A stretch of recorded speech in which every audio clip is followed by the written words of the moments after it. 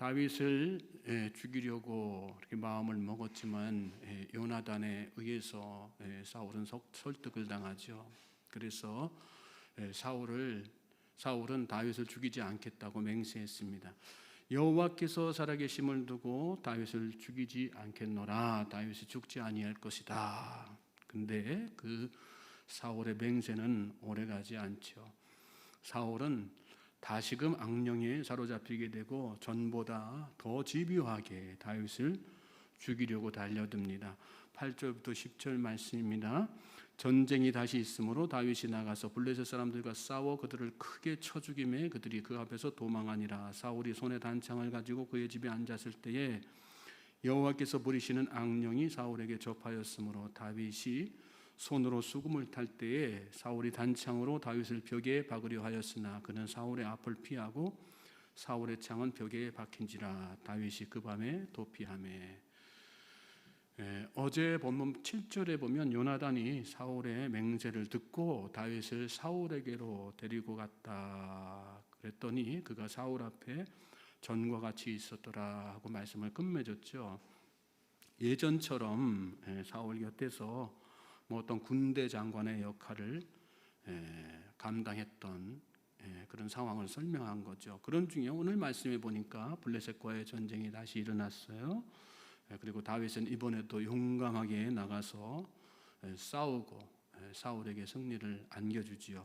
그런데 그 일이 또 사울을 자극하기 시작했어요. 속에서 시기심과 두려움이 불일 듯 일어나게 되죠. 그리고 또다시 손에 있던 단창으로 일전에 그랬던 것처럼 수금을 타고 있는 다윗을 향해서 던졌습니다. 그러나 이번에도 하나님께서 다윗을 도우셨어요. 사울의 창을 피하게 만드시고 또 다윗은 그 길로 안전한 것으로 도피를 하죠.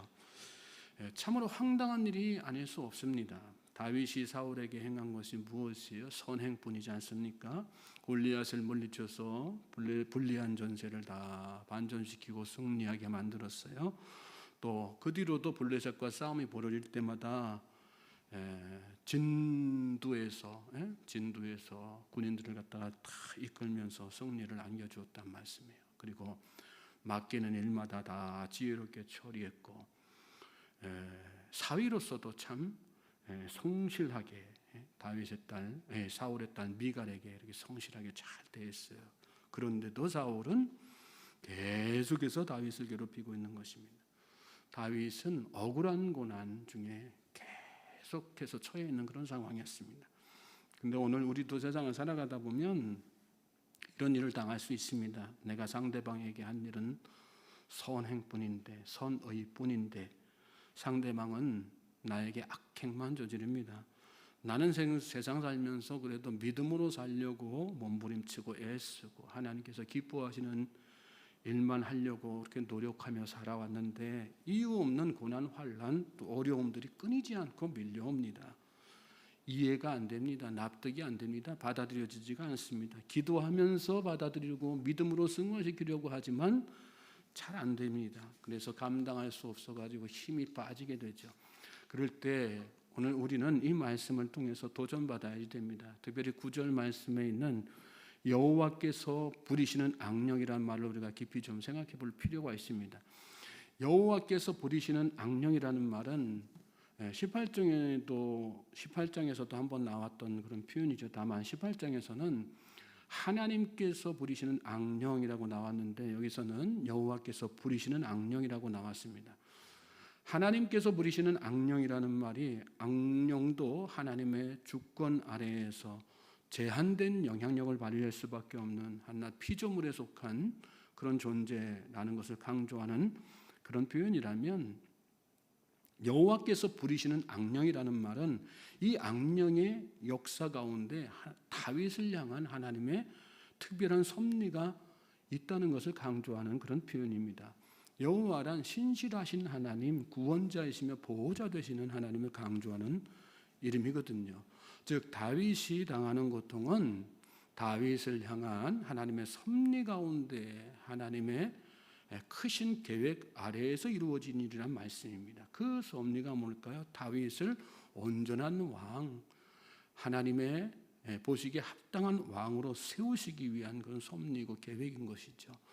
왜 옳은 일 선한 일 사울과 이스라엘에게 도움되는 일만 한 다윗에게 이런 당혹스러운 고난이 계속해서 이어지고 있는 것입니까? 이를 통해서 하나님을 더 의지하는 이스라엘을 하나님께서 기뻐하시는 모습으로 이끌어가는 하나님의 마음에 합한 왕으로 다윗을 만들어 가시기 위함이라는 그런 말씀입니다. 오늘 믿음으로 살아가는 여러분들이 당하는 고난도 마찬가지예요. 오늘 여러분이 이해되지 않는 어떤 고난의 연속에 있습니까? 그 속에 여러분을 향한 하나님의 선한 계획이 있음을 믿으시기 바랍니다. 그리고 그 고난이 전적으로 하나님의 주권 아래에서 움직이고 있다고 하는 사실을 마음속에 확신하실 수 있길 바랍니다. 환난은 인내를, 인내는 연단은 연단을 소망을 이루게 하심이라 말씀했습니다. 또 선을 행함으로 고난받는 것은 하나님의 뜻이라고도 말씀했습니다. 하나님은 고난을 통해서 우리가 하나님을 더 깊이 알아가고 더 성숙한 신앙인이 되기를 원하십니다. 하나님을 더 신뢰하는 자, 그래서 하나님이 기대하시는 온전한 그리스도인을 세우고자 하시는 것이 하나님의 고난을 통한 우리를 향한 섭리고 계획이라는 사실을 여러분 마음속에 믿으시길 바랍니다. 나아가서 하나님은 우리로 하여금 그 고난 가운데 버려두지 않으시고 고난을 이길 수 있도록 우리를 도와주십니다. 11절부터 17절 말씀이에요. 같이 한번 읽어볼까요? 사울이 전령들을 다윗의 집에 보내어 그를 지키다가 아침에 그를 죽이게 하려 한지라. 다윗의 아내 미갈이 다윗에게 말하여 이르되 다윗이 이 밤에 당신의 생명을 구하지 아니하면 내일에는 죽임을 당하리라 하고 미갈이 다윗을 창에서 달아내림에 그가 피하여 도망하니라. 미갈이 우상을 가져다가 침상에 누이고 염소 털로 엮은 것을 그 머리에 씌우고 의복으로 그것을 덮었더니 사울이 전령들을 보내어 다윗을 잡으려 하며 미갈이 이르되 그가 병들었느니라. 사울이 또 전령들을 보내어 다윗을 보라 하며 이르되 그를 침상지에 내게로 들고 오라. 내가 그를 죽이리라. 전령들이 들어가 본즉 침상에는 우상이 있고 염소 털로 엮은 것이 그 머리에 있었더라. 사울이 미갈에게 이르되 너는 어찌하여 이처럼 나를 속여 내 대적을 놓아 피하게 하였느냐. 미갈이 사울에게 대답하되 그가 내게 이르기를 나를 놓아 가게 하라. 어찌하여 나로 너를 죽이게 하겠느냐 하더이다 하니라. 사울은 다윗이 도망간 그 밤에 전령들을 다윗의 집으로 보냈습니다. 그리고 다음 날 아침에 다윗을 죽이라고 이렇게 지시를 하죠. 이때 하나님이 사용하신 사람이 미갈입니다. 앞전에는 사울의 아들 요나단을 사용하셔서 다윗을 살려주셨는데 이번에는 사울의 딸 미갈을 사용하셔서 다윗을 살려주신 것이죠.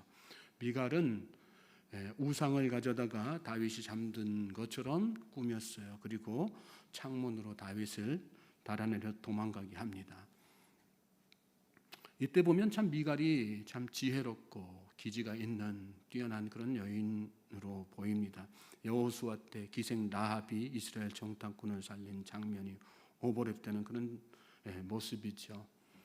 하나님께서 이 순간 미갈을 사용하시기 위해서 그에게 이런 기지와 지혜를 발할 수 있도록 이끌어 주신 것입니다. 우리가 고난당할 때 여러분 우리는 아무도 나를 돕지 않는다고 생각할 때가 있어요. 그래서 너무 외롭게 느끼고 힘들게 느끼고 고독하게 느낄 때가 참 많지요. 그런데 이때 우리가 기억해야 될 것이 뭐예요? 하나님은 반드시 우리에게 필요한 사람들을 다 예비해 놓으신다는 거예요. 여러분 주변에 아직 그런 사람이 없습니까? 그렇다면 아직 때가 안 되었다는 사실을 여러분 잘 기억하시기 바랍니다. 또 그런 사람이 끝내 나타나지 않는다고 해도 여러분 우리가 실망할 필요 없어요. 왜냐하면 사람이 없으면 하나님께서 친히 나타나 도우실 것이기 때문에 그렇습니다. 18절에서 28절 말씀이 바로 그러한 말씀을 우리에게 그러한 내용을 우리에게 가르쳐 주는 말씀이죠. 같이 또 읽겠어요. 18절부터 24절 시작. 다윗이 도피하여 라마로 가서 사무엘에게로 나아가서 사울이 자기에게 행한 일을 다 전하였고 다윗과 사무엘이 나요스로 가서 살았더라. 어떤 사람이 사울에게 전하여 이르되 다윗이 라마 나요스에 있더이다 하며 사울이 다윗을 잡으러 전령들을 보냈더니 그들이 선지자 무리가 예언하는 것과 사무엘이 그들의 수령으로 선 것을 볼 때에 하나님의 영이 사울의 전령들에게 임하며 그들도 예언을 한지라. 어떤 사람이 그것을 사울에게 알림해 사울이 다른 전령들을 보냈더니 그들도 예언을 했으므로 사울이 세 번째 다시 전령들을 보냈더니 그들도 예언을 한지라. 이에 사울도 라마로 가서 세구에 있는 큰 우물에 도착하여 물어 이르되 사무엘과 다윗이 어디 있느냐? 어떤 사람이 이르되 라마나요스에 있나이다. 사울이 라마나요스로 가니라. 하나님의 영이 그에게도 임하시니 그가 라마나요스에 이르기까지 걸어가며 예언을 하였으며 그가 또 그의 옷을 벗고 사무엘 앞에서 예언을 하며 하루 밤낮을 벗은 몸으로 누웠더라. 그러므로 속담에 이르기를 사울도 선지자 중에 있느냐 하니라. 미갈의 도움으로 피신한 다윗은 그 길로 사무엘을 찾아갔어요. 그리고 사울이 자기에게 행한 모든 일을 사무엘에게 전합니다. 그리고 사무엘의 도움을 받아서 같이 함께 지내게 되지요. 그 소식을 사람들을 통해 가지고 사울이 전해 들었어요. 그러자 사울이 다시 그들에게로 전령들을 보냅니다. 암살자를 보낸 거예요. 그런데 희한한 일이 벌어지죠. 말씀 보니까 그들에게 뭐가 임해요? 하나님의 영이 임하세요. 그래서 다윗을 죽이기는커녕 거기서 뭐 하고 있어요? 하나님의 일을 예언하고 있었다는 그런 말씀이, 그런 내용이 오늘 말씀 가운데 소개되고 있어요. 하나님께서 그들의 마음, 그들의 영혼을 다 사로잡아서 원래 품었던 다윗을 죽이려는 그런 계획을 실행하지 못하도록 이렇게 만들어 놓으신 것이죠. 그 소식이 사울에게 또 전해졌죠. 그러니까 사울은 또다시 전령들을 보냈어요. 그리고 재차 그런 일이 벌어지니까 다시 또 전령들을 보내 모두 세 차례에 걸쳐서 그렇게 다윗을 죽이기 위해 사울이 전령들을 보냈어요. 그렇지만 그들이 한결같이 어때요? 하나님의 영이 임하여 예언을 하는 일을, 자기들이 왜 왔는지 목적을 다 상실하고 감각을 다 잃어버리고 하나님께서 행하게 하시는 대로 그렇게 하고 있는 모습을 이렇게 설명하고 있는 거죠. 그러자 마침내 이제 사울이 직접 나섭니다. 사울이 이렇게 사무엘과 다윗이 있는 곳으로 찾아가요. 그런데 사울에게도 어떤 일이 일어나요? 하나님의 영이 동일하게 앞서 파송되어 갔던 전령들과 마찬가지로 하나님의 영이 임하여 예언을 합니다. 좋은 의미에서 예언을 했다는 뜻이 아니라 하나님의 영에 붙들려 가지고 하나님께서 하게 하시는 대로 이렇게 행했다는 그런 말씀입니다. 특별히 말씀 끝에 보면 사울은 하루 밤낮을 벗은 몸으로 그리했다. 그리고 그 뒤에 마지막 절에 보면 그러므로 속담에 이르기를 사울도 선지자 중에 있느냐 아니라, 조롱당하는 그런 모습을, 그런 인생으로 전락한 것을 여기 말씀에 기록하고 있는 거죠. 여러분, 하나님이 떠난 사람은 결국은 수치스럽게 되는 거예요. 하나님의 영이 떠난 사람은 하나님의 영에 감동된 사람을 절대로 대적할 수 없어요. 우리가 고난 중에 있고 어려움 중에 있고 답답한 중에 있어도 소망 가운데 기도하며 나아가야 되는 이유가 바로 여기에 있는 거죠. 마침내 하나님께서 우리를 지켜주시고 보호해주시고 승리케 하실 것이기 때문에입니다. 우리의 대적 악한 사단 마귀를 비롯하여 악한 영에 사로잡혀 나를 힘들게 만드는 모든 환경적인 요소들을 하나님께서 다 제어해 주실 것이기 때문에, 그들로 하여금 다 수치스럽게 만들어 주실 것이기 때문에, 그러므로 오늘 이 하루도 여러분이 계속되는 환난과 고난 가운데 있습니까? 낙심치 않으시기 바랍니다. 하나님께서 나타나 도우심을 여러분 마음속에 확신하고 기도하면서 오늘도 소망 가운데 승리하는 삶을 사실 수 있는 우리 모든 주의 백성들 되시기를 다시 한번 주님의 이름으로 소망하고 축복합니다.